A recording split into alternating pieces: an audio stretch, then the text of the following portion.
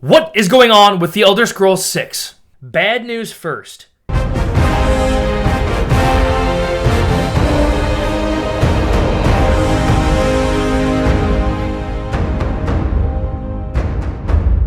Hey, what's up guys? Today's video we're going to talk about where is Elder Scrolls 6 in development and what the heck is going on with that game right now.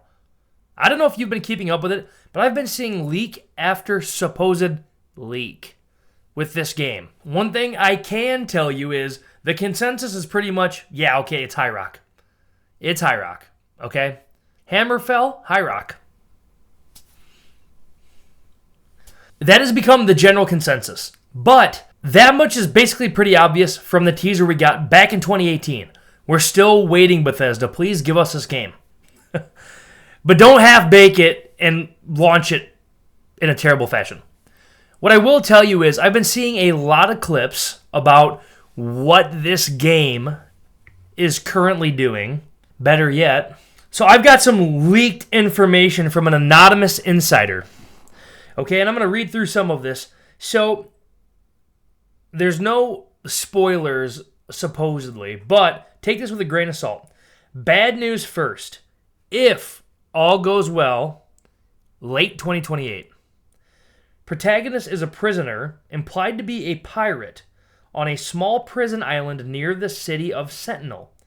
He wakes up during a riot, leaves the island on a boat impersonating a messenger, arrives by boat at the port of Sentinel at dusk. There's the big world reveal moment. This is where the tutorial area ends and the game begins. Cities and villages are open. And now to drop a bomb, most of the small buildings are open. Locked behind load screens are big buildings like palaces, keeps, guild halls, inns, etc. This is ongoing work and it's keeping a lot of people awake at night. Guys, that is a huge tidbit of information if true. Because if they're going to apply what so many other open world games have done, which is make certain smaller buildings, homes, little shops open from the outside, no load screens, to the point where you can actually look through windows, which that's actually talked about in this post. That changes things drastically for how Bethesda's been building their games up until this point. Because before, basically every building, I know not all buildings, but basically every building in cities was behind a loading screen. That has been very typical. That has been very typical for Bethesda. This would be a huge move. Can you imagine? Can you imagine? I can imagine, and it's pretty freaking sweet. Back into this. Okay, so massive engine work is needed to make this function. City of Sentinel is 3 times the size of Akila City from Starfield, but not as dense. And so 3 times the size of Akila, but not as dense. That doesn't tickle my fancy any, because Akila, yeah, it's a okay size settlement, but I don't put that anywhere near on par as Whiterun. So I don't want a comparison to Akila City in Starfield, where all of the NPCs are just citizen, citizen, citizen, citizen. I can't stand that. I can't stand that. So, moving on. As I understand, some space is needed between the open buildings for proper loading and unloading of assets. Level design will help mitigate this, as well as other small details like door opening animations. This created numerous issues, and one of them is, believe it or not, windows. This is what I was talking about earlier. While inside small buildings, you should be able to look through the window. But when you are on the outside from X distance, you should also be able to see inside, which is a problem and created a lot of discussions and testing about how far should you be from a house to look inside. And this also affects the distance of which the assets start to load and what specific asset type should load. When you come close to a big building with a loading screen, you cannot see inside as the asset load is too big? And when you are inside, what happens when looking through windows? As the outside world needs to be unloaded, in the end, frosted glass is used. In some cases, transparent, and for buildings with a load screen, a parallax interior/exterior is added. Windows cannot be opened. Lockpicking windows was considered. Okay, now we're going to get more into the actual game world itself here. So, the game world is supposedly 1.7 times Skyrim. Muted colors and bleak, like Skyrim, in order to reflect the harsh environment of Hammerfell and as an expression of the local culture. Beast races have more human facial characteristics compared to Skyrim. Dunmer voices are harsh, like in Morrowind. They recognize the main character and the strong point of Elder Scrolls being the world itself, and they want this to be reflected on all aspects of the game. This will become obvious in the following points. Fast travel from any point of the map is gone, and in its place, fast travel by caravan, horse, camel, boats, and crossroad signs at specific points on the map. Cities, villages, road crossings, desert camps, etc. You can talk to the leader or access the road sign. You can fast travel from coastal cities and villages using boats. This is added just for flavor. Weapons and armor can be repaired. Worn items has visual degradation. Not to make this a potential problem, worn items have a visual and small percentage of penalty for either damage or armor. Guys, one thing I will say, I really like that concept because in the past, I get super bent out of shape when like my items wear down and it's a really good item. Next thing you know, I'm on this long adventure playing in a survival mode of sorts, and the item actually gets like destroyed because I'm not keeping my eyes on it nonstop. In some games, that means it's over. That piece of equipment or that item is gone for good. So I'm hoping that there's so much degradation, but that doesn't break the piece down.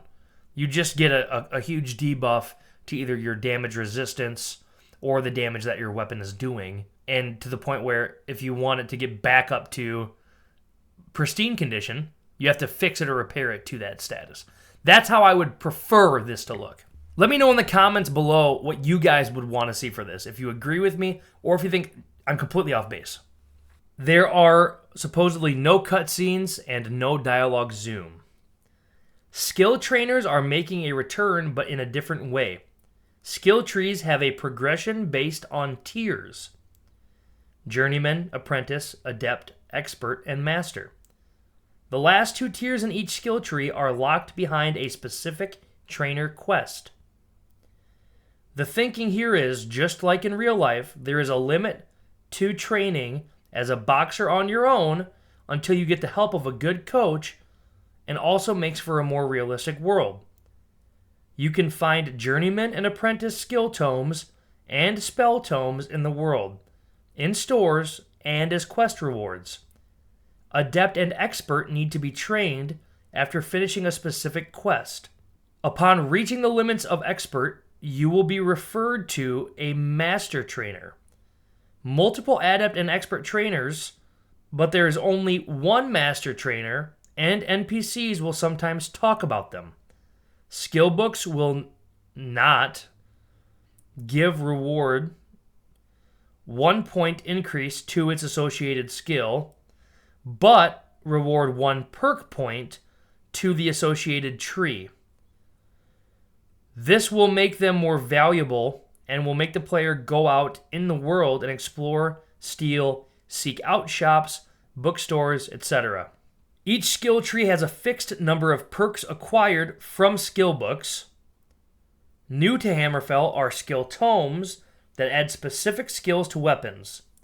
Just an example, Shield Bash is an adept skill, while Parry is an expert skill.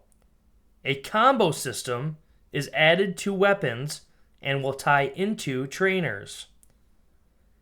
The weapon skills is an early design, and they don't know more about it, but they want melee to be more dynamic and reflect the lore and skill of the Red Guards.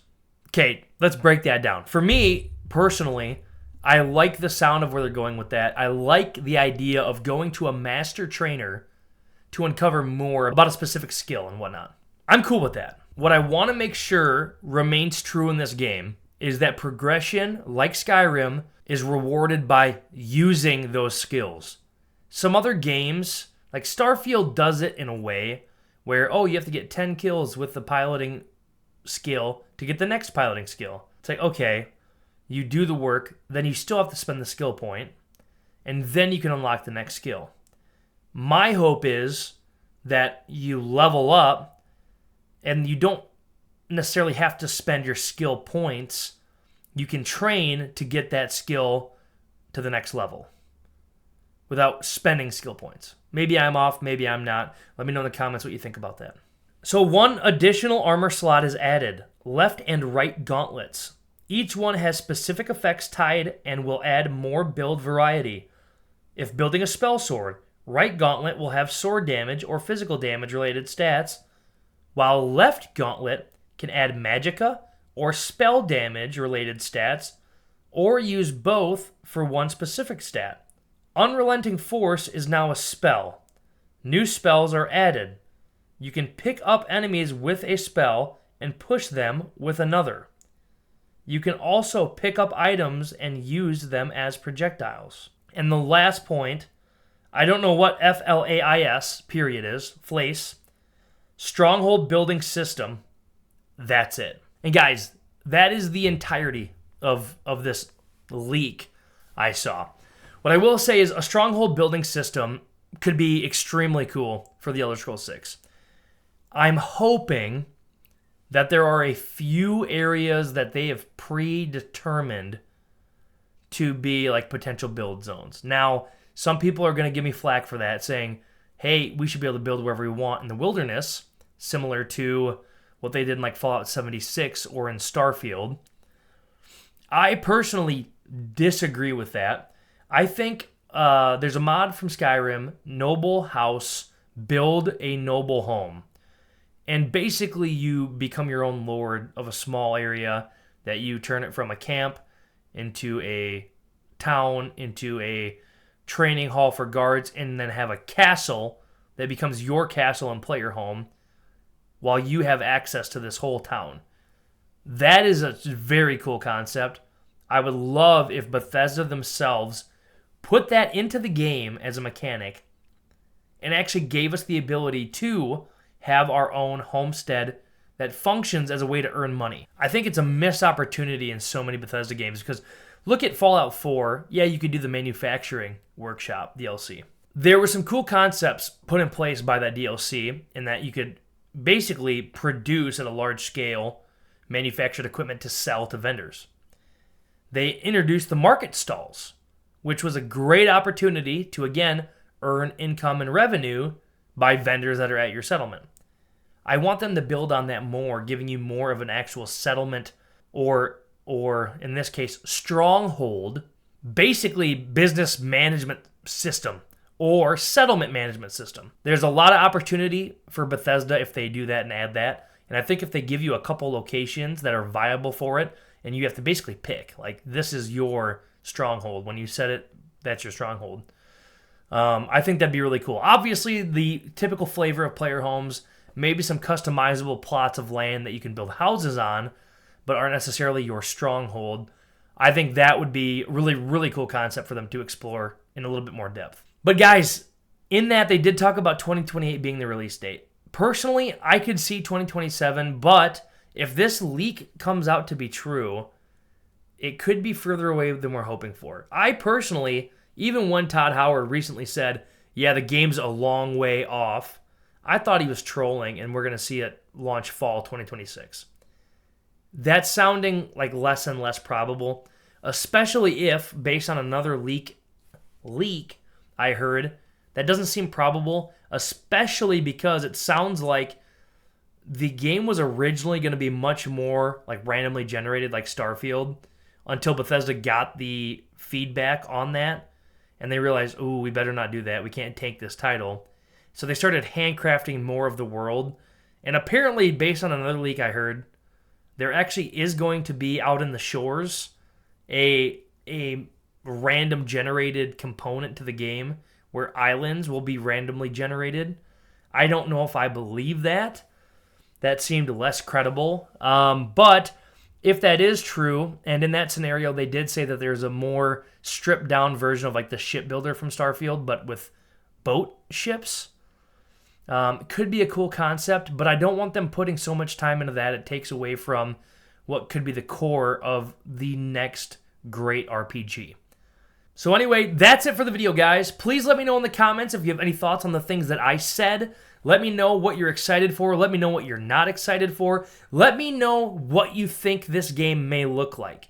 I can't wait to hear from you guys. If you enjoyed the video, please leave it a like. If you want to see more similar content, please consider subscribing. At the end of the day, Elder Scrolls 6 is coming, and I'm excited for it. So we'll see you with more updates and more future videos. So have a great week, and we'll see you in the next one.